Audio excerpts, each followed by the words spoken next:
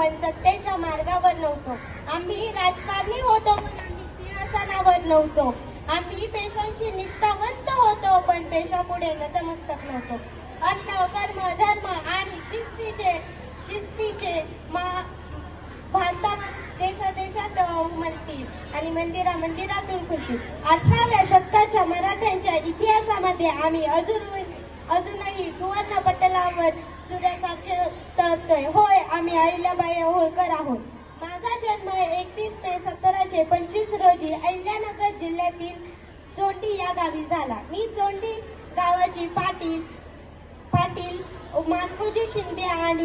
मानकोजी शिंदे आणि सुशीलाबाई यांची लाडकी कन्या. एक स्त्री असूनही एवढा मोठा राज्यकारभार कशी काय सांभाळू शकते? म्हणूनच राघोबा दादा पेशवे आपल्या 20,000 सैनिकांची फौज घेऊन माळवा ताब्यात करण्यास आले. आमची सत्ता माळवा, उत्तर प्रदेश, राजस्थान इत्यादी देशामध्ये पसरलेली होती. आम्ही एक वेळेस पदर खोद